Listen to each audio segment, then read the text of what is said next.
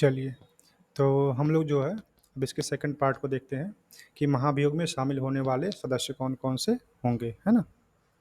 चलिए, तो आइए देखते हैं महाभियोग में शामिल होने वाले सदस्य कौन-कौन से लोग होंगे। जो पहला है, वह है कि राष्ट्रपति पर महाभियोग से संबंधित प्रक्रिया में केवल और केवल संसद के दोनों सदनों के निर्वाचित एवं मनोनीत सदस्य ही भाग ले सकते हैं, ठीक है? दूसरा ये कि राज्य विधानसभाओं तथा दिल्ली एवं पुदुचेरी की विधानसभाओं के निर्वाचित सदस्य इसमें भाग नहीं ले सकते, भले ही राष्ट्रपति के निर्वाचन में ये लोग भाग लेते हों, ठीक है?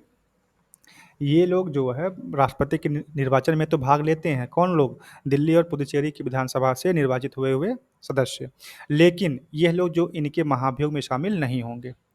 और तीसरी बात ये है कि अभी तक भारत में कभी भी राष्ट्रपति पर महाभियोग नहीं चलाया गया है, ठीक है? ये बात है। और चलिए भाई, भारत के राष्ट्रपति द्वारा नियुक्त किए जाने वाले लोग, ये कौन-कौन से लोग होते हैं? थोड़ा-सा इसको भी हम लोग जान लेते हैं। चलिए, थोड़ा-सा इसको हम लोग जानने का प्रयास करते हैं।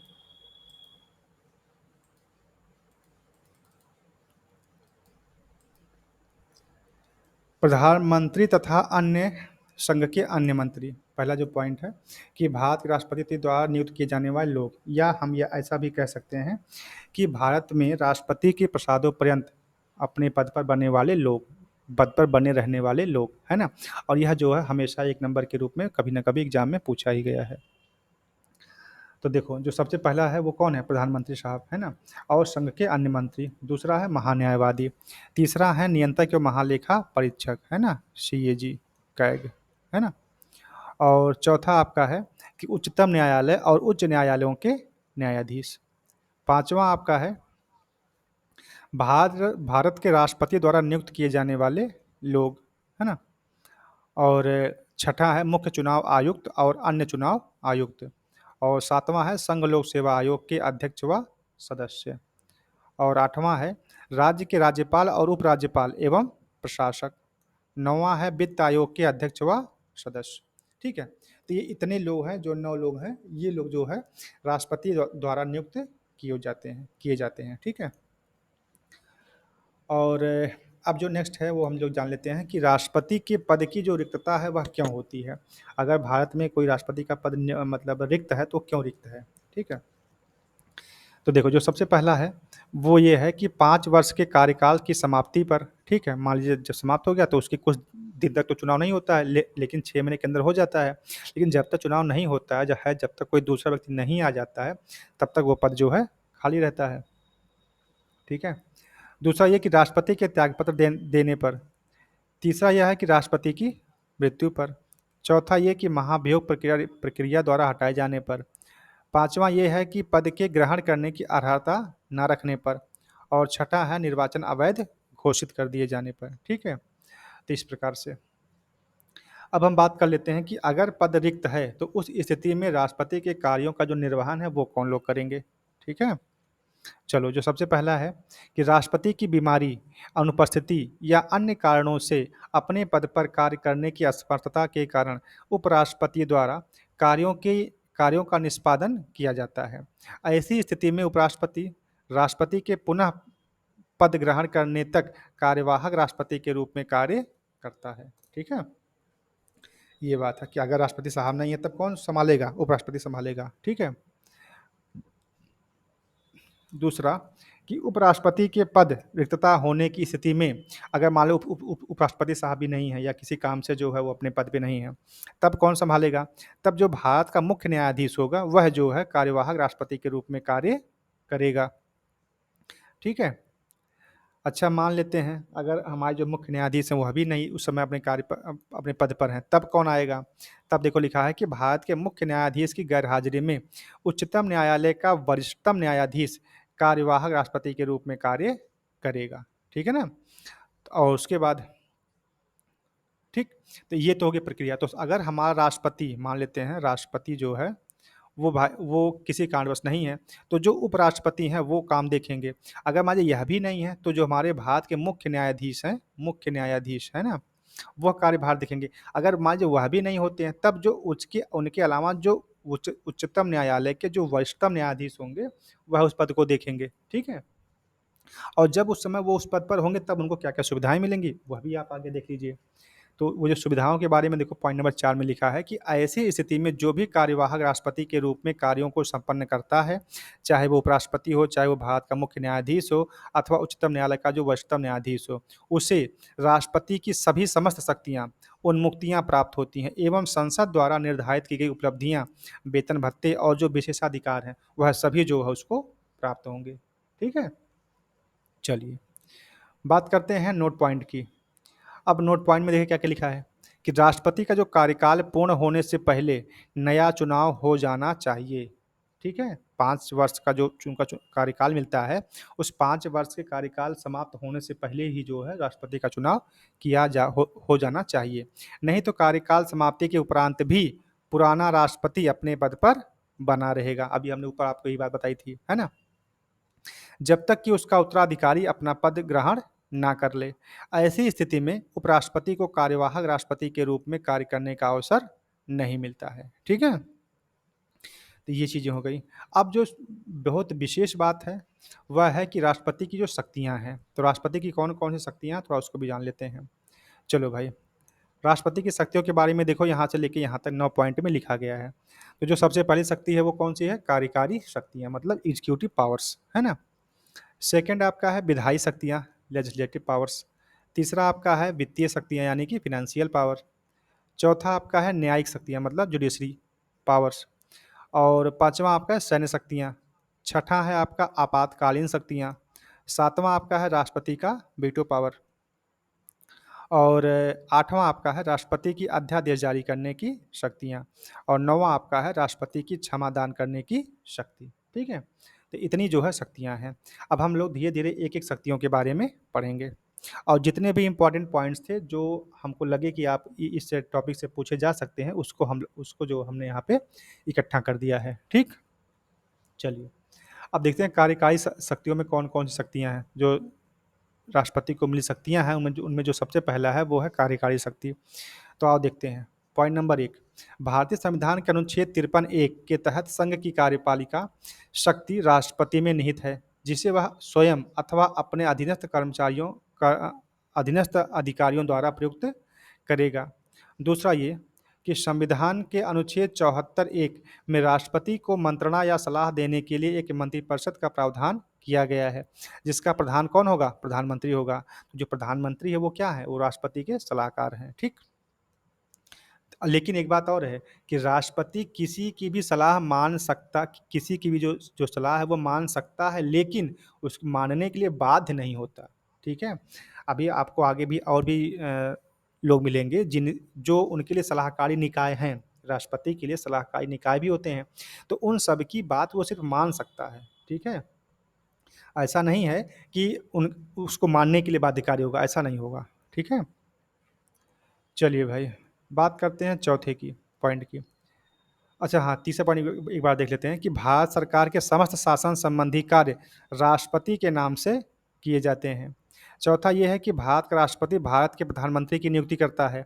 प्रधानमंत्री की सलाह पर राष्ट्रपति के द्वारा अन्य मंत्रियों की नियुक्ति भी की जाती है और मंत्रीगण राष्ट्रपति के प्रसाद पर्यंत अपने पद पर बने रह सकते हैं या पद धारण किए रह सकते हैं। ठीक है? बात करते हैं पॉइंट नंबर 5 की। पॉइंट नंबर 5 में कह रहा है कि राष्ट्रपति अपनी कार्यकारी शक्तियों शक्तियों के अंतर्गत राष्ट्रपति से ऐसे निर्णय का प्रतिवेदन भेजने के लिए कह सकता है जो किसी मंत्री द्वारा लिया गया हो, परंतु मंत्रिपरिषद ने इसका अनुमोदन ना किया हो। ठीक है?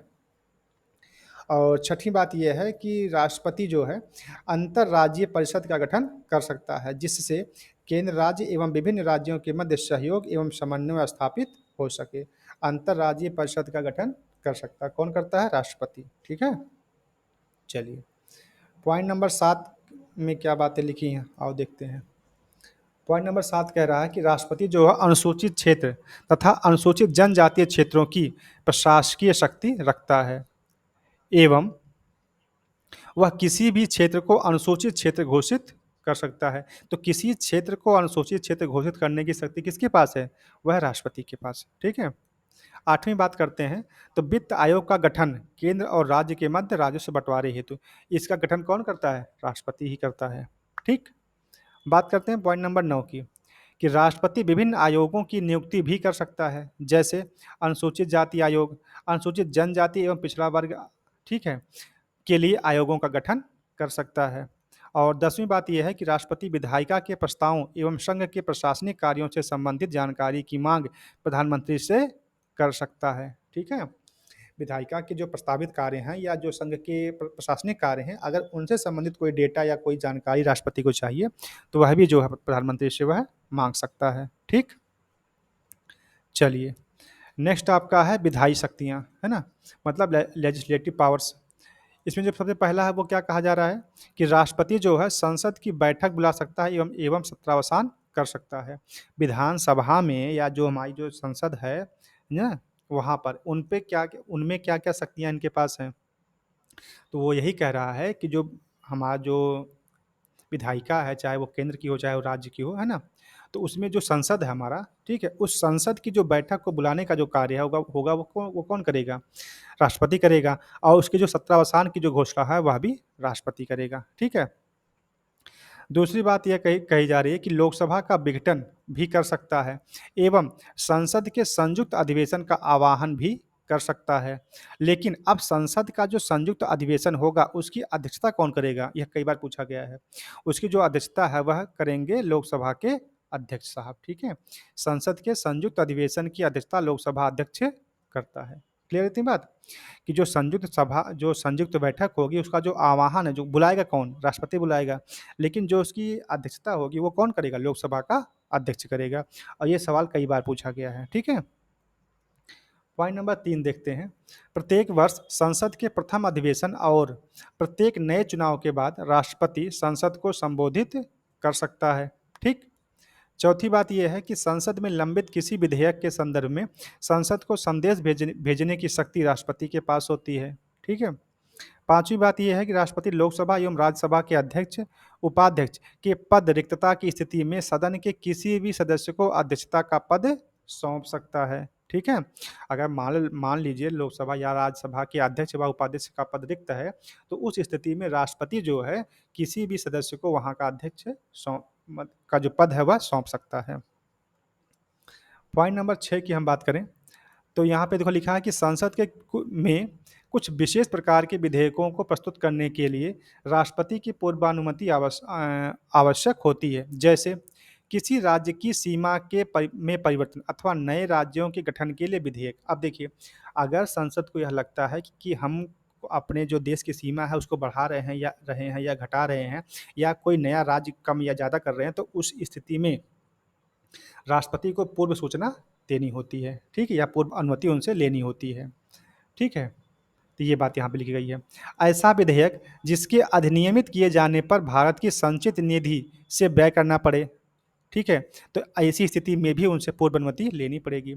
ऐसे कराधान से संबंधित विधेयक जिनसे राज्यों का हित जुड़ा हो या जिनसे राज्यों या जिससे कृषि आय की परिभाषा में परिवर्तन आता हो, को धन वितरित किया जाता हो, राज्यों के विधेयक जो व्यापार और वाणिज्य की स्वतंत्रता को प्रभावित करते हों, तो इन सभी कार्यों के लिए, ठीक है, जो संसद हमारी होगी वह क्या करेगी? ऐसे विधेयकों को प्रस्तुत करने से पहले राष्ट्रपति की पूर्व अनुमति लेगी और उसके बाद ही जो है इन सब कार्यों को आगे बढ़ाया जाएगा। ठीक है। चलिए, पॉइंट नंबर 7 की हम बात करते हैं, तो यहाँ पे लिखा है कि यदि कोई विधेयक संसद द्वारा पारित होकर राष्ट्रपति के पास भेजा जाता है, तो वह उसे स्वीकृति दे सकता है अथवा अपने स्वीकृति को सुरक्षित रख सकता है अथवा विधेयक को संसद के पुनर्विचार के लिए लौटा सकता है। अब देखिए, ये बात बहुत इंपॉर्टेंट है और ये कई बार एग्जाम में पूछी भी गई है। क्या यहाँ पे कहा जा रहा है कि अगर संसद जो है कोई विधेयक राष्ट्रपति के पास भेजता है उसकी संस्तुति के लिए, जब अधिनियम बनाने के लिए, तो अब राष्ट्रपति क्या कर सकता है? उस पर 3 काम कर सकता है। या तो उस पे अपनी अपनी स्वीकृति दे दे कि हाँ भाई ठीक है, आप जो आपका जो विधेयक है वो आगे अपना बढ़ाइए, अथवा उस विधेयक को वो अपने पास सुरक्षित रख सकता है कि इस पे हम बाद में फैसला देंगे, अथवा अगर उसको बात समझ में नहीं आती है तो वह जो है उसको लौटा भी सकता है कि सर ऐसा है, इसको आप एक बार पुनः जो है क्या कर सकते हैं, उस पे आप पुनः संशोधन कर लीजिए या उस पर पुनर्विचार कर लीजिए। ठीक। लेकिन यहाँ पर एक एक्सेप्शन भी है, और वो एक्सेप्शन क्या है, अपवाद, वो है कि धन विधेयक को राष्ट्रपति संसद के पुनर्विचार के लिए नहीं लौटा सकता। अगर धन संबंधी कोई विधेयक है और वह संसद के द्वारा राष्ट्रपति के पास जाता है, तो उसके लिए जो वह बाध्य हैं, ठीक है, उस पर वो अपनी संस्तुति तुरंत दे देंगे, ठीक है, उसके लिए वो लटका नहीं सकते या उसको पुनर्विचार के लिए नहीं भेज सकते, है ना। ये थोड़ा सा अंतर है। और यहीं पर साथ में पॉइंट नंबर 10 और पॉइंट नंबर 11, 9 और 10 ये भी इंपॉर्टेंट है, थोड़ा इसको भी जान लीजिए कि जब किसी राज्य के राज्यपाल द्वारा कोई विधेयक राष्ट्रपति के विचारार्थ भेजा जाता है, तो ऐसी स्थिति में राष्ट्रपति जो है विधेयक पर अपनी स्वीकृति दे सकता है, अथवा स्वीकृति को सुरक्षित रख सकता है, अथवा राज्यपाल को निर्देशित करते हुए विधेयक वापस राज्य विधायिका के पास पुनर्विचार के लिए लौटा सकता है। अब देखो असली कहानी शुरू होती है। अभी तक तो था कि अगर संसद से कोई विधेयक उनके पास गया राष्ट्रपति के पास, ठीक है, तो उस स्थिति में धन विधेयक को छोड़ करके वह जो है उसके पुनर्विचार के लिए वापस कर सकते हैं, या उसको आप टाल सकते हैं, या उस पे संस्तुति दे सकते हैं, 3 काम किए। लेकिन अगर कोई विधेयक राज्य की विधानसभा से जाता है या जो राज्य की विधायिका है वहाँ से जाता है, तो उस पर भी राष्ट्रपति जो है अपना फैसला दे सकता है, या सुरक्षित रख सकता है, या फिर उसको पुनर्विचार के लिए वापस कर सकता है। लेकिन अब जो एक एक जो नोट पॉइंट है वो देखिए यहाँ पे क्या लिखा जा रहा है कि यदि संसद विधेयक को संशोधन के बाद राष्ट्रपति के पास भेजती है, तो राष्ट्रपति को अपनी सहमति देनी ही पड़ती है। एक बात ध्यान से सुनिएगा कि जब उन्होंने पुनर्विचार के लिए अपना राष्ट्रपति ने जब संसद के विधेयक को पुनर्विचार के लिए वापस भेज दिया था और संसद ने उसको संशोधन करके दोबारा राष्ट्रपति के पास भेजा, तो इस स्थिति में अब राष्ट्रपति को इस बात की बाध्यता है कि उनको अपनी अपनी संस्तुति देनी ही देनी पड़ेगी, ठीक है। लेकिन राज्य के मामले में ऐसा नहीं है कि अगर राज्य के पास मान लीजिए कोई अधिनियम बनाना है और उसने जो है अपना प्रस्ताव राष्ट्रपति के पास भेजा है और उन्होंने उस पे जो पुनर्विचार के लिए भेज दिया है। अब दोबारा जो है राज्य विधायिका क्या करती है कि अपना जो प्रस्ताव है उसको संशोधन करके राष्ट्रपति के पास भेजती है। तो इस स्थिति में राष्ट्रपति बाध्य नहीं होगा कि वह अपनी संस्तुति दे ही। अब वह पुनः उसको वापस कर सकता है या पुनः भेज सकता है। तो यही अंतर है कि अगर संसद के माध्यम से कोई पुनर्विचार के बाद संशोधित प्रस्ताव राष्ट्रपति के पास गया तो वहाँ पे संस्तुति मिलनी ही मिलनी है। लेकिन राज्य विधायिका में ऐसा नहीं होता है, ठीक है। अगर राष्ट्रपति ने राज्य विधायिका के किसी प्रस्ताव को क्या कर दिया, वापस पुनर्विचार के लिए भेज दिया, ठीक है, और उसके बाद राज्य विधायिका ने उसको पुनः राष्ट्रपति के पास भेजा, तो ऐसा नहीं है कि राष्ट्रपति अब बाध्य होगा, अभी भी नहीं बाध्य होगा। वह बाध्य किसके लिए होगा, केवल संसद के लिए, राज्य के लिए नहीं, ठीक है। वह राज्य विधायिका को वह दोबारा भी उसको भेज सकता है कि पुनर्विचार के लिए, ठीक है। ये बात है। तो ये जो है आपको घुमा-घुमा के कई बार एग्ज़ाम में पूछा भी गया है। ठीक है ना? चलिए, तो ये चीज़ें हैं। अच्छा, आगे क्या है भाई? बात करते हैं हम पॉइंट नंबर 11 की, कि राष्ट्रपति अनुच्छेद 123 के तहत अध्यादेश जारी कर सकता है। अध्यादेश संसद की पुनः बैठक के 6 सप्ताहों या 6 हफ्तों के भीतर संसद द्वारा अनुमोदित किया जाना चाहिए। राष्ट्रपति अपने अध्यादेश को किसी भी समय वापस ले सकता है, ठीक है। और पॉइंट नंबर 12 कह रहा है कि कोई विधेयक धन विधेयक है या नहीं है, यह कौन तय करता है? यह तय करता है लोकसभा का अध्यक्ष। यह भी कई बार एग्जाम में पूछा गया है, ठीक है। चलिए, अब हम लोग थोड़ी सी बात कर लेते हैं राष्ट्रपति के जो अन्य विधायी कार्य हैं, है ना। क्या क्या विधायी कार्य हैं भाई, कोई बताएगा? अगर किसी को पता हो तो थोड़ा सा हमको बताने का कष्ट करे। बोलो भाई, बोलिए। कि अगर उनके कुछ अन्य विधायी कार्य भी हैं, तो वह कौन-कौन से कार्य हैं? थोड़ा-सा अगर कोई जान रहा हो तो बताए, ठीक है? चलिए, अगर नहीं पता तो बताइए, तो फिर हम ही बताएँ, है ना? चलो भाई, हम बता दें? चलिए, तो देखिए,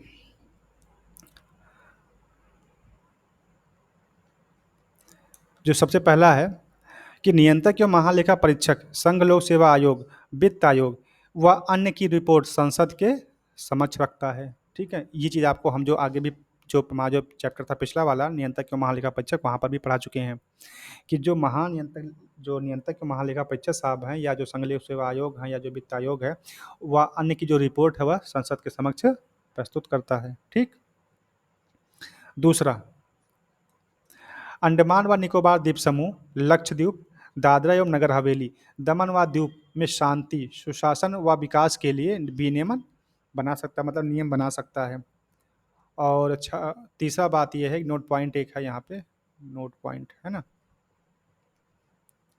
चलो, कि राष्ट्रपति पुदुचेरी के लिए भी नियम बना सकता है, पर शर्त सिर्फ यह है कि वह ऐसा तभी कर सकता है जब वहाँ की विधानसभा विघटित हो अथवा निलंबित हो, क्योंकि यहाँ पर विधानसभा है ना, तो यहाँ के लिए भी नियम बना सकता है कब, जब वहाँ की जो विधानसभा है वह विघटित हो अथवा निलंबित कर दी गई हो उस समय। ठीक, तो ये तो हो गई उनकी विधायी शक्तियाँ। अब हम बात करते हैं उनकी वित्तीय शक्तियाँ क्या क्या हैं राष्ट्रपति की।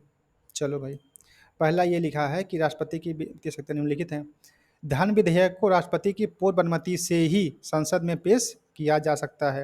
अब देखो, धन विधेयक की स्थिति में उनसे पूर्व अनुमति नहीं ली जाएगी, ठीक है, राष्ट्रपति से। तो संसद अगर चाहे तो उसको जो उनकी बिना अनुमति के वह भी पेश कर सकती है। दूसरा ये है कि राष्ट्रपति भारत की आकस्मिक निधि का प्रयोग किसी अप्रत्याशित स्थिति के लिए कर सकता है। तीसरा क्या है भाई, वार्षिक वित्तीय विवरण या केंद्रीय बजट को संसद के समक्ष प्रस्तुत करता है। और चौथी बात यह है कि अनुदान की कोई भी मांग उसकी सिफारिश के बिना नहीं की जा सकती। ठीक, चलिए, अब हम लोग जान लेते हैं उनकी न्यायिक शक्तियाँ क्या क्या हैं, राष्ट्रपति की न्यायिक शक्तियाँ। चलिए, ये तो कुछ 9 पॉइंट ऐसे हैं जहाँ पर आपको जो है राष्ट्रपति की शक्तियों से सवाल पूछे जाते हैं, और इन 9 पॉइंट्स में से कोई भी एक पॉइंट उठा करके वो जो है परीक्षा में ऑप्शन के रूप में दे सकता है आयोग, है ना। इस नाते जो हमको थोड़ा सा इसको ध्यान से पढ़ना चाहिए। चलिए, इसमें देखते हैं जो सबसे पहला पॉइंट है वो यही है कि अपनी न्यायिक शक्तियों के अंतर्गत राष्ट्रपति उच्चतम न्यायालय के मुख्य न्यायाधीश एवं अन्य न्यायाधीशों की नियुक्ति करता है। साथ ही राज्य के उच्च न्यायालय में के न्यायाधीशों की भी नियुक्ति करता है। अब देखिए न्यायिक शक्तियों में कौन कौन कर रहा है कि राष्ट्रपति जो है उच्चतम न्यायालय के मुख्य न्यायाधीश और अन्य न्यायाधीश, और राज्य का जो उच्च न्यायालय है वहाँ के मुख्य न्यायाधीश और अन्य जो न्यायाधीश है उनकी जो है नियुक्तियाँ करता है। पॉइंट नंबर 2 कह रहा है कि राष्ट्रपति उच्चतम न्यायालय से विधिक सलाह भी ले सकता है। अब देखिए, अभी हमने ऊपर आपसे कहा था ना कि राष्ट्रपति जो है बहुत सारे निकायों से सलाह ले सकता है, परंतु न्यायालय की यह सलाह राष्ट्रपति के लिए बाध्यकारी नहीं होगी कि नहीं साहब आपको मानना ही मानना पड़ेगा, ऐसा नहीं है। ठीक है, वह जो है न्यायालयों से, चाहे उच्चतम न्यायालय हो या कोई भी न्यायालय, तो वहाँ से वह राय सिर्फ ले सकता है, लेकिन उसके लिए बाध्य नहीं है कि उसको मानना ही पड़ेगा। ठीक, चलो बात करते हैं पॉइंट नंबर 3 की। तो यहाँ पे लिखा है कि अनुच्छेद 72 के तहत किसी अपराध के लिए दोष सिद्ध व्यक्ति को राष्ट्रपति क्षमा अथवा दंडादेश का निलंबन, प्राणदंड स्थगन, राहत और माफी प्रदान कर सकता है। ठीक है, ये जो है थोड़ा सा इंपॉर्टेंट है कि राष्ट्रपति साहब जो है वो किसी व्यक्ति को जो क्षमा भी कर सकते हैं। ठीक है, या जो उनको सजा मिली है उसको कम कर सकते हैं। ठीक है, ये चीज़ें हैं। अब इसको थोड़ा सा हम आगे और अच्छे से पढ़ेंगे जब अभी आगे आएगा तो। बात करते हैं पॉइंट नंबर 4 की। तो इसमें लिखा कि ऐसे मामले निम्नलिखित हैं जिनमें राष्ट्रपति के पास ऐसी शक्तियाँ होती हैं। पहला है, यदि दंड अथवा दंड का आदेश किसी ऐसे कानून के उल्लंघन के लिए तैयार किया गया है जो संघ की कार्यपालिका शक्ति के अंतर्गत आता है।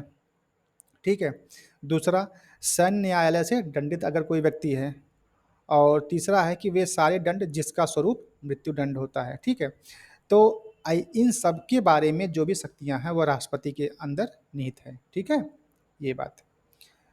अगला देख लेते हैं सैन्य शक्तियां। तो इसमें कुछ खास है नहीं, इसके 2 लाइन है कि जो हमारी मिलिट्री पावर्स हैं वो क्या है कि राष्ट्रपति भारत की सेना का सर्वोच्च सेनापति होता है एवं जल, थल एवं वायु के प्रमुखों की नियुक्ति भी करता है। ठीक है, और पॉइंट नंबर 2 कहा जा रहा है कि संसद की अनुमति से वह किसी युद्ध की घोषणा या समाप्ति की घोषणा कर सकता है। ठीक है, तो ये पॉइंट आपका जो है इस तरह से है। चलिए, अब हम इसके आगे की बात करते हैं और आगे थोड़ा देखने का प्रयास करते हैं क्या क्या शक्तियाँ। अभी तक आप लोगों ने जो है 4-5 शक्तियाँ पढ़ ली हैं। ठीक है, चलो भाई, अब हम लोग नेक्स्ट क्या पढ़ने वाले हैं, सैन्य शक्तियों के अलावा ये हमारा है आपातकालीन शक्तियाँ, है ना। आपातकालीन शक्तियाँ क्या हैं, चलो थोड़ा इसको भी बराबर देख लेते हैं, है ना। अगर अगर किसी को पता हो कि आपातकालीन शक्तियों के बारे में कौन कौन सी बातें हैं तो बताइए भाई। किसी को पता है आपातकालीन शक्तियों के बारे में? अगर ना पता हो तो हम ही बताएं, बताइए। चलिए, तो अभी बता देते हैं कि आपातकालीन शक्ति से निपटने के लिए भारत के राष्ट्रपति को संविधान द्वारा अद्वितीय शक्ति प्रदान की गई है। राष्ट्रपति को ऐसी शक्ति प्रयोग करने का अधिकार 3 परिस्थितियों में किया गया है। पहला कौन सा है? राष्ट्रीय आपातकाल, है ना? इसके संदर्भ में अनुच्छेद 352 कहता है, देखो जो हमारी आपातकालीन जो स्थितियां हैं वो अनुच्छेद 352 और 52 में आप जब 4 जोड़ोगे तो 56 और जब इसमें 4 जोड़ोगे तो 60। तो 352, 356 और 360 इन तीनों के तहत जो है आपातकालीन स्थितियां बनती हैं, ठीक है। और इस संबंध में जो है राष्ट्रपति के पास शक्तियां भी होती हैं। और जो राष्ट्रपति शासन, इसमें एक पॉइंट और भी ऐड हो जाता है, 365, इसको जानते रहिएगा, 365, है ना।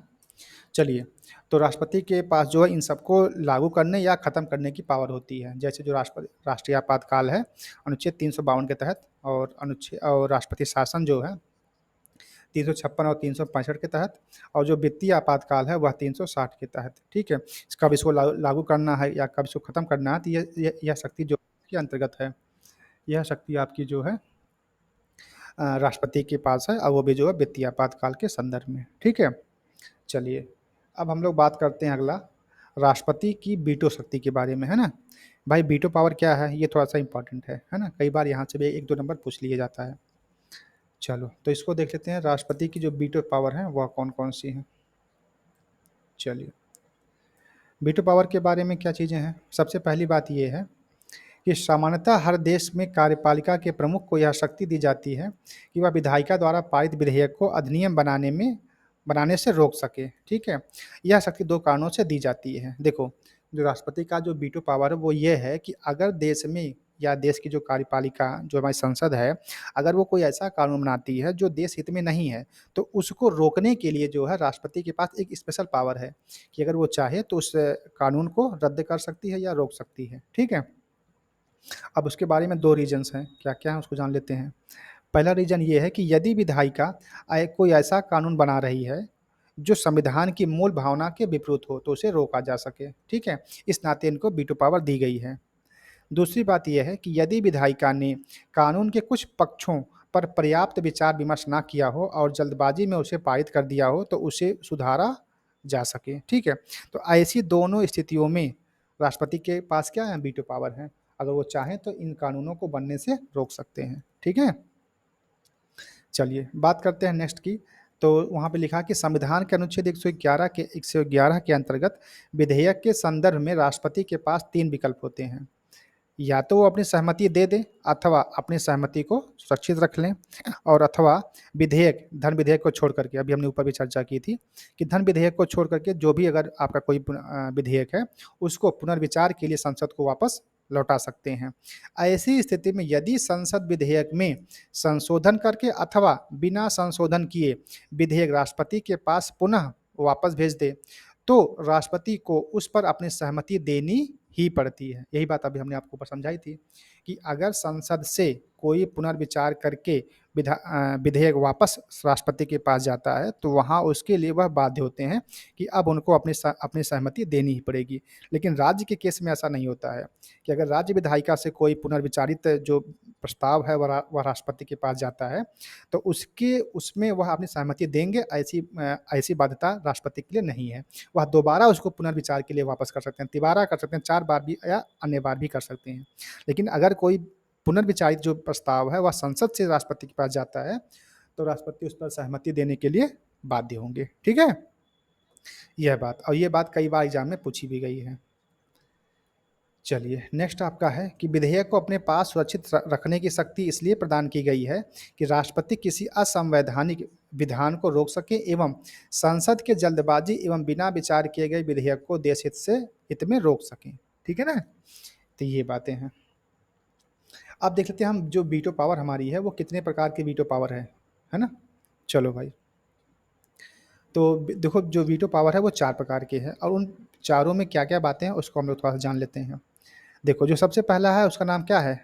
आत्यांतिक वीटो, या फिर कहते हैं एब्सोल्यूट वीटो। दूसरा है आपका विशेषित वीटो, इसको क्या कहते हैं? Qualified veto. तीसरा है निलंबनकारी या सस्पेंसिव वीटो, और चौथा आपका है पॉकेट वीटो, है ना। चलिए, तो सबसे पहला हम लोग देख लेते हैं कि आत्यांतिक वीटो क्या है, एब्सोल्यूट वीटो क्या है। इसमें देखो क्या लिखा है कि इसके अंतर्गत विधेयक को सुरक्षित रखने का अधिकार होता है। अभी जो वो अपने ऊपर पढ़ा ना कि या तो राष्ट्रपति चाहे तो उस पर अपनी सहमति दे दे, अदरवाइज उसको अपने पास सुरक्षित रख ले। तो जो सुरक्षित रखने का जो अधिकार उसको मिला है वह किससे मिला है, एब्सोल्यूट वीटो से मिला है। दूसरा है कि इसका प्रयोग भारत के अलावा अन्य देशों में भी हो सकता है, सॉरी में भी होता है, ठीक है। तीसरा ये है कि इसमें राष्ट्रपति विधेयक को अपने पास सुरक्षित रख लेता है। नेक्स्ट है आपका कि इसका प्रयोग सर गैर सरकारी सदस्यों के विधेयकों के संदर्भ में एवं सरकारी विधेयकों के संदर्भ में भी किया जाता है, जब मंत्रिमंडल त्यागपत्र दे दे अथवा दूसरा मंत्रिमंडल अस्तित्व में आ जाए, ठीक है। ये चीज़ है। बात करते हैं विशेषित वीटो की। इसमें क्या चीज़ें हैं कि कोई भी वीटो विशेषित तब होता है जब विधायिका के असाधारण बहुमत से उसका अध्यारोपण किया जाता है और कार्यपालिका के वीटो को रद्द करके विधेयिका को अधिनियम बनाया जाता है। तो इसको रोकने के लिए जो है इनके पास एक स्पेशल वीटो है जिसका नाम क्या है, क्वालिफाइड वीटो। और नेक्स्ट आपका है कि इस वीटो का प्रयोग अमेरिका के राष्ट्रपति द्वारा किया जाता है, परंतु भारत के राष्ट्रपति द्वारा इसका प्रयोग नहीं किया जाता। इसको जानते रहिएगा कि जो हमारा क्वालिफाइड वीटो है या जो विशेषित वीटो है उसका प्रयोग भारत के राष्ट्रपति द्वारा नहीं किया जाता है, वह जो है अमेरिका के राष्ट्रपति द्वारा किया जाता है, ठीक। चलिए, नेक्स्ट आपका है निलंबनकारी वीटो। निलंबनकारी वीटो क्या होता है भाई, देखो इसमें 3 पॉइंट दिया गया है कि निलंबनकारी जो वीटो हमारा है उसके अंतर्गत राष्ट्रपति को भेजा गया कोई भी विधेयक संविधान संशोधन अथवा धन विधेयक को छोड़ करके, जो संविधान संशोधन का विधेयक है और जो धन विधेयक है उसको छोड़ करके अगर कोई अन्य विधेयक है वह जो है राष्ट्रपति द्वारा संसद के पुनर्विचार हेतु वापस भेजा जा सकता है। राष्ट्रपति किसी विधेयक को अगर वापस पुनर्विचार के लिए भेजता है तो उसकी जो शक्ति है वह उसको निलंबनकारी वीटो से मिली हुई है, यही बात लिखी गई है यहाँ पे, ठीक है। और दूसरी बात यह है कि इसका प्रयोग भारत के अलावा अन्य राज्यों में भी अन्य देशों में भी होता है। और तीसरी बात यह है कि यदि संसद विधेयक पर पुनर्विचार करने के बाद संशोधन करके अथवा बिना संशोधन किए राष्ट्रपति के पास पुनः भेजती है तो राष्ट्रपति इस पर अपनी सहमति देने के लिए बाध्य होता है, जैसा कि अभी आपने ऊपर पढ़ा था। और यह शक्ति कौन देता है, निलंबनकारी वीटो देता है, ठीक है ना। चलिए, नेक्स्ट बात हम करते हैं और यहाँ पे देखो लिखा है पॉकेट वीटो, है ना। इसमें देखो पहले बात यह है कि जब राष्ट्रपति विधेयक को अपने पास ही रखे अर्थात अपनी सहमति या असहमति कुछ ना दे दे, मतलब वो अपने पास रख ले और उस पे उसने कुछ नहीं बोला है, ये इसकी जो शक्ति है वो कहाँ से मिली है, पॉकेट वीटो से मिली है। दूसरी बात यह है कि इस मामले में भारत का राष्ट्रपति अमेरिका के राष्ट्रपति से अधिक शक्तिशाली है, क्योंकि अमेरिका के राष्ट्रपति इसको केवल 10 दिनों तक ही अपने पास रोक सकते हैं, लेकिन जो भारत का राष्ट्रपति है वो कितने टाइम तक रोक पाएगा, इसका कोई प्रावधान नहीं है। अगर राष्ट्रपति ने चाहा कि उसको जो असमय के लिए अनिश्चित काल के लिए अपने पास रोक लिया जाए तो ठीक है, कोई दिक्कत नहीं है, क्योंकि इसका जो संविधान में कोई उल्लेख नहीं किया गया कि वो अपने जो भारत का राष्ट्रपति है वह जो है जो प्रस्ताव आया है उसको अपने पास कितने टाइम तक रोक सकता है, लेकिन जो अमेरिका का राष्ट्रपति होगा वो सिर्फ और सिर्फ 10 दिन तक ही अपने पास रोक सकता है, ठीक है, ये बात है। इसके बाद थोड़ा सा 1-2 पॉइंट और हैं, थोड़ा सा बस इसको एक बात देख लीजिएगा आप लोग कि वीटो पावर की जो शक्तियां हैं राष्ट्रपति के पास उसको 3 बार भारत में लागू किया गया, 4 बार लागू किया गया है, ठीक है। एक बार मैं इसको पढ़ के बता दे रहा हूँ, इसमें कुछ ज़्यादा खास है नहीं कि 1954 में तत्कालीन राष्ट्रपति डॉक्टर राजेंद्र प्रसाद द्वारा पेप्स्यू है ना आत्यांतिक वीटो विनियोग विधेयक पर अपनी स्वीकृति को रोक कर रखा गया, अर्थात आत्यांतिक वीटो का प्रयोग किया गया था। कारण यह था कि उस समय पेप्स्यू जो है राज्य के में राष्ट्रपति शासन लागू था। दूसरा यह है कि 1991 में राष्ट्रपति आर वेंकटरमन द्वारा संसद सदस्यों के वेतन भत्ते एवं पेंशन संशोधन विधेयक पर आत्यांतिक वीटो का प्रयोग किया गया था। परिस्थिति यह थी कि विधेयक संसद द्वारा राष्ट्रपति की पूर्व सिफारिश प्राप्त किए बिना ही पेश किया जा रहा था, ठीक है। और तीसरी बात यह है कि 1986 में राष्ट्रपति जैल सिंह ज्ञानी जैल सिंह द्वारा जेबी या पॉकेट वीटो का प्रयोग भारतीय डाक संशोधन विधेयक के संदर्भ में किया गया था। और जो एक नोट पॉइंट यहाँ पर लिखा है कि संविधान संशोधन विधेयक में से संबंधित अधिनियमों में राष्ट्रपति के पास किसी भी प्रकार की वीटो शक्ति नहीं होती है। ठीक है ना? कि संविधान संशोधन विधेयक से संबंधित अधिनियमों में राष्ट्रपति के पास किसी भी प्रकार की वीटो शक्ति का पावर नहीं होती है। अगर संविधान संशोधन की कहीं बात आएगी विधेयक की, ठीक है, तो उसको रोकने या ना रोकने की जो शक्ति है वह किसी भी वीटो के अंतर्गत नहीं आती है। ठीक है, ये बात लिखी गई है। ये तो बात होगी आपके केंद्र के मामले में। अब राज्य के मामले में क्या क्या उनकी जो वीटो पावर्स हैं उसको भी हम लोग एक बार जान लेते हैं। राज्य विधायिका के संदर्भ में राष्ट्रपति की वीटो शक्तियाँ। पहला ये है कि राष्ट्रपति एक तरफ जहां वह संसदीय विधेयक के संदर्भ में वीटो शक्ति का प्रयोग कर असंवैधानिक विधानों को रोकने में सक्षम है, वहीं दूसरी तरफ राज्य विधायिका द्वारा पारित विधेयकों को अपने अधीनस्थ अधिकारियों के माध्यम से असंवैधानिक विधानों पर रोक लगा सकता है। ठीक है। दूसरी बात ये कहा जा रहा है कि चूंकि राज्य विधायिका द्वारा पारित विधेयक राज्यपाल की स्वीकृति के बिना कानून नहीं बन सकता और राज्यपाल राष्ट्रपति द्वारा नियुक्त अधिकारी होता है जो कि संघीय स्वरूप को आधार प्रदान करता है। ऐसे में यदि राज्य विधायिका द्वारा पारित विधेयक राज्यपाल के समक्ष प्रस्तुत होता है तो राज्यपाल के पास अनुच्छेद 200 के अंतर्गत निम्न उपलब्ध विकल्प उपलब्ध होते हैं। पहला यह कि विधेयक पर अपनी सहमति दे दें अथवा अपनी सहमति को सुरक्षित रख लें अथवा धन विधेयक को छोड़ करके राज्य विधायिका के पास पुनर्विचार के लिए वापस कर दें। और जो चौथा है वो विधेयक को राष्ट्रपति के विचाराधीन आरक्षित कर लिया जाए। ठीक है। और ये सब किसके अंतर्गत हो रहा है? अनुच्छेद 200 के अंतर्गत हो रहा है। ठीक है ना? और तीसरी बात यह है कि यदि किसी विधेयक को राज्यपाल राष्ट्रपति के विचाराधीन रखता है तो राष्ट्रपति के पास अनुच्छेद 201 के तहत निम्न विकल्प होता है कि विधेयक को अपनी सहमति दे दे, ठीक है, या अपनी सहमति को सुरक्षित रख ले, या फिर राज्यपाल के माध्यम से विधेयक को पुनर्विचार के लिए राज्य विधायिका के पास वापस भेज दे। यदि राज्य विधायिका विधेयक में संशोधन अथवा बिना संशोधन के राज्यपाल के द्वारा राष्ट्रपति के पास भेजती है तो राष्ट्रपति इस पर अपनी सहमति देने के लिए बाध्य नहीं होगा। यही बात मैं आपको अभी ऊपर बार बार कई बार बताया हूँ। ठीक है, अर्थात राज्य विधायिका राष्ट्रपति के वीटो को निरस्त नहीं कर सकती है। ठीक है ना? ये चीज़ है, वही बात अभी ऊपर कई बार बताई गई है, ये सारी बातें। अब हम लोग अपना नेक्स्ट देख लेते हैं, वह है राष्ट्रपति की अध्यादेश जारी करने की शक्ति, अनुच्छेद 123। ठीक है, चलो। राष्ट्रपति को एक अनोखी विधायी शक्ति प्राप्त है जिसका नाम क्या है? अध्यादेश, है ना, ऑर्डिनेंस बिल। नाम कई आपने कई बार सुना भी होगा, ये जो शब्द हमने बोला है ऑर्डिनेंस बिल के बारे में, है ना।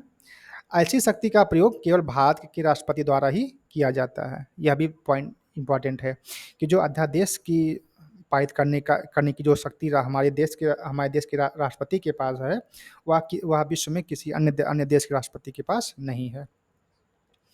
दूसरा पॉइंट यह है कि भारतीय संविधान में अध्यादेश का प्रस्ताव भारत शासन अधिनियम 1935 से लिया गया है। यह भी पूछा गया सवाल है कि जो अध्यादेश को पारित करने की जो शक्ति है वह जो है कहाँ से लिया गया, तो वो जो अनुच्छेद 100 वह भारत शासन अधिनियम 1935 से लिया गया है।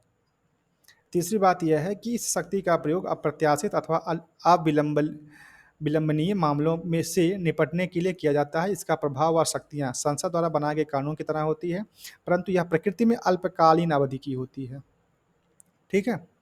और चौथी बात यह है कि अनुच्छेद 123 के अनुसार अध्यादेश जारी करने के लिए निम्नलिखित परिस्थितियाँ होनी चाहिए।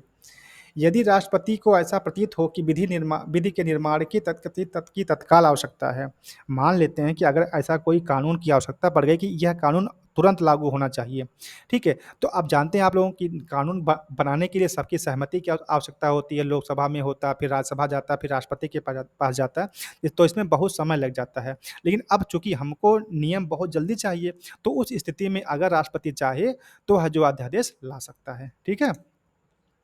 दूसरी बात यह है कि सरकार के समक्ष आकस्मिक परिस्थितियां विद्यमान हों।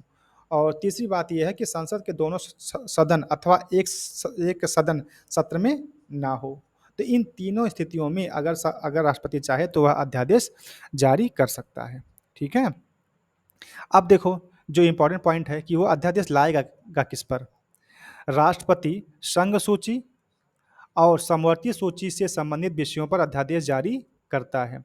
यदि किसी राज्य में राष्ट्रपति शासन हो अथवा राष्ट्रीय आपातकाल लगा हो तो राष्ट्रपति राज्य सूची पर भी अध्यादेश जारी कर सकता है। अब देखिए, जो राष्ट्रपति जो राष्ट्रपति है वह अध्यादेश किस पे जारी करेगा, वो केंद्र पे लागू करेगा, ठीक है। केंद्र का जो केंद्र का विषय है जिसको हम संघ सूची के अंतर्गत रखते हैं, उन पर जो राष्ट्रपति हमारा है वह अध्यादेश ला सकता है। अदरवाइज जो हमारी समवर्ती सूची है उस पर भी ला सकता है। लेकिन अगर राज्य में कभी अध्यादेश लाने की बात होगी तो उसमें कब लागू होगा, जब वहाँ पे राष्ट्रपति का शासन लागू होगा, तब जो है राष्ट्रपति जो राज्य सूची का विषय है उन पर अध्यादेश ला सकता है, ठीक है। तो ये तो कुछ बातें हुई आपकी राष्ट्रपति के अध्यादेश जारी करने की जो शक्तियां हैं वह अनुच्छेद 123 के अंतर्गत, ठीक है। अब हम बात कर लेते हैं कि अध्यादेश की जो अवधि है वो कितने टाइम की होगी, है ना। चलिए, अध्यादेश संसद की पुनः बैठक होने पर दोनों सदनों के समक्ष प्रस्तुत किया जाता है। यदि संसद के दोनों दोनों सदन अध्यादेश को पारित कर देते हैं तो अध्यादेश कानून का रूप ले लेता है। यदि संसद द्वारा इस पर कार्यवाही नहीं की जाती तो संसद की दोबारा बैठक के 6 सप्ताह बाद यह अध्यादेश समाप्त हो जाता है, ठीक है ना। चलिए, दूसरी बात यह कही जा रही है कि यदि संसद के दोनों सदन अध्यादेश पर निर्मोदन कर दें तो यह निर्धारित 6 सप्ताह की अवधि से पहले भी समाप्त हो सकता है। अगर संसद चाहे उनको जो है खत्म करना है तो 6 सप्ताह से पहले भी समाप्त हो सकता है अध्यादेश। तीसरी बात यह है कि यदि संसद के दोनों सदनों की बैठक अलग-अलग तिथि में पुनः बुलाई जाती है तो ये 6 सप्ताह वाली अवधि बाद वाली तिथि से गिनी जाएगी। मान लो एक यहाँ पर जो है एक बैठक हुई और एक बैठक यहाँ पर हुई। मान लो यहाँ पर 1 तारीख को हुई, मतलब यहाँ पे जनवरी में हुई और यहाँ पे फरवरी में हुई। तो जो फरवरी से आगे जो आपका है वहाँ से मानी जाएगी डेट, ठीक है ना? ये बात यहाँ लिखी जा रही है। चौथी बात ये कही जा रही है कि किसी अध्यादेश की अधिकतम अवधि 6 महीने तक ही हो सकती है। जो राष्ट्रपति द्वारा अगर कोई नियम, कायदा, कानून बनाया गया है तो वह कब तक लागू हो सकता है? वह केवल और केवल 6 माह तक। एवं संसद की मंजूरी ना मिलने पर 6 हफ्तों की होती है। अगर मान लो संसद ने इस बात को नामंजूर कर दिया तब भी वह 6 सप्ताह तक लागू होगी, मतलब 1.5 महीने तक तो वो नियम लगेगा ही लगेगा, ठीक है ना? और पाँचवीं बात ये कही जा रही है कि संसद के दोनों सत्रों के मध्य अधिकतम अवधि 6 माह की होती है, ठीक है ना? चलिए, तो इस प्रकार से हमारी जो अध्यादेश की अवधि हो गई। अब हम बात कर लेते हैं राष्ट्रपति की जो क्षमादान करने की शक्ति, है ना? और उसके बाद हम लोग देखेंगे क्षमादान की शक्ति और फिर उसके बाद 2 पॉइंट और है, उसके बाद आपका ये चैप्टर पूरा हो जाएगा। चलिए, तो देखते हैं राष्ट्रपति की जो क्षमादान करने की शक्ति है वो क्या है। भारतीय संविधान के अनुच्छेद 72 द्वारा यह शक्ति दी गई है कि राष्ट्रपति निम्न अपराध के लिए दोषी करार या व्यक्ति को सजा को क्षमा कर सकते हैं। पहला ये है कि संघीय विधि के विरुद्ध दंडित व्यक्ति को, दूसरा ये है कि सैन्य न्यायालय द्वारा दंडित व्यक्ति को, और तीसरा जो है वो मृत्युदंड पाए हुए व्यक्ति को। इन तीनों व्यक्तियों को क्षमा करने की जो शक्ति है वह किसके पास है? वह है राष्ट्रपति के पास। और अनुच्छेद कौन सा कहता है? 72। अब जो इनकी शक्तियाँ हैं उसके बारे में थोड़ा-सा जान लेते हैं कि यह किस प्रकार से कम या ज़्यादा होती हैं। अब देखो 5 प्रकार की शक्तियाँ जो राष्ट्रपति के पास हैं। या तो राष्ट्रपति आपका जो दंड है उसका क्या कर दे? लघुकरण कर दे, या परिहार कर दे, या फिर विराम लगा दे, या फिर प्रविलंब कर दे, या फिर क्षमा कर दे। अब इन पाँचों को थोड़ा-सा और डिटेल में जानते हैं कि जो राष्ट्रपति है वह अगर कोई दोषी व्यक्ति है जिसको दंड मिल चुका है उसको उसका जो पहला है कि सज़ा की प्रकृति को बदल सकता है। मतलब मान लो अगर कोई व्यक्ति है और उसको सज़ा दे दी गई है, ठीक है? अगर मान लो मृत्युदंड को कठोर कारावास में परिवर्तित कर सकता है। मान लो कि किसी को मृत्युदंड दे दिया गया है, ठीक है? न्यायालय से। तो अगर राष्ट्रपति चाहे तो उस दंड को जो है वो कठोर कारावास में तब्दील कर सकता है। मतलब उसको मृत्युदंड अब नहीं मिलेगा। अब उसको जो है कठोर कारावास की सज़ा अब उसको जो अब उसको जो है अब उसको जो है कठोर कारावास की सज़ा हो सकती है, ठीक है? तो ये बात जो है यहाँ पर लिखी गई है। दूसरी बात परिहार के अंतर्गत क्या आएगी कि सज़ा की मात्रा को बदल देना। जैसे 2 वर्ष के कठोर कारावास को 1 वर्ष के कठोर कारावास में बदला जा सकता है, और ये कौन करेगा? राष्ट्रपति करेगा। तीसरा यह है विराम लगाना। विशेष परिस्थितियों की वजह से सज़ा को कम करना, जैसे दिव्यांगता या महिलाओं की गर्भावस्था की अवधि के कारण। अगर राष्ट्रपति चाहे तो आपकी जो सज़ा है उसको वह कम कर सकता है, और यह 2 स्थितियों में होगा। यदि व्यक्ति क्या है? दिव्यांग है, अथवा वह जो अगर कोई महिला जो है गर्भावस्था की स्थिति में है तो उस दौरान यह हो सकता है। चौथा आपका प्रविलंबन, किसी दंड को कुछ समय के लिए टालने की प्रक्रिया। फांसी के संदर्भ में फांसी को टालने के लिए, मान लो अगर कोई ऐसी स्थिति आ जाती है कि फांसी तुमको टालनी पड़ रही है, तो यह काम कौन कर सकता है? राष्ट्रपति ही कर पाएगा। और पांचवा आपका क्षमा की शक्ति, कि पूर्णतः माफ कर देना। इसका तकनीकी मतलब यह है कि अपराध कभी हुआ ही नहीं था। ठीक है, तो इस प्रकार से जो 5 प्रकार के जो है क्षमा करने की शक्तियां किसके पास हैं? राष्ट्रपति के पास, अनुच्छेद 72 के तहत। ठीक है, ये चीजें हैं। चलो अब हम बात कर लेते हैं अपना नेक्स्ट, कि अच्छा एक देखो, एक थोड़ा सा यहाँ पे नोट पॉइंट भी लिखा गया है, इसको भी जान लेते हैं कि संविधान के अनुच्छेद 161 के द्वारा राज्य के राज्यपाल को भी क्षमादान करने की शक्ति प्रदान की गई है। जिस प्रकार से राष्ट्रपति जो है लोगों को क्षमा करने की शक्ति रखता है, उसी प्रकार से राज्य का राज्यपाल भी कर सकता है। लेकिन राज्यपाल की जो शक्तियां हैं वह सीमित हैं, वह राष्ट्रपति के बराबर नहीं है। दूसरी बात यह है कि राज्यपाल राज्य की विधि विरुद्ध अपराध में दोषी व्यक्ति के संदर्भ में यह शक्ति रखता है। जैसे वहाँ पे 3 प्रकार के दोषी व्यक्ति थे, यहाँ पर सिर्फ एक प्रकार का दोषी व्यक्ति है, और उसके खिलाफ जो है राज्यपाल क्षमा की शक्ति रखता है। तीसरी बात यह है कि मृत्युदंड को क्षमा करने का अधिकार राष्ट्रपति को है, राज्यपाल को नहीं है। अगर किसी को मृत्युदंड मिल गया है तो इसको जो क्षमा करने की शक्ति है वह राज्यपाल के पास नहीं है। किसके पास है? राष्ट्रपति के पास है। और हाँ, यह ज़रूर है कि राज्यपाल मृत्युदंड को निलंबित, दंडावधि को कम अथवा दंड का स्वरूप को बदल सकता है। अगर राज्यपाल चाहे तो उसकी जो मृत्युदंड है उसको क्या कर सकता है? निलंबित कर सकता है। ठीक है, उसकी जो अवधि है उसको कम कर सकता है, या उसका जो स्वरूप है उसको बदल सकता है, इतना कर सकता है। लेकिन मृत्युदंड को जो है वह समाप्त नहीं कर सकता, या उसको पूर्णतः माफ़ नहीं कर सकता। अगर पूर्णतः माफ़ करवाना है तो फिर कौन करेगा? राष्ट्रपति करेगा।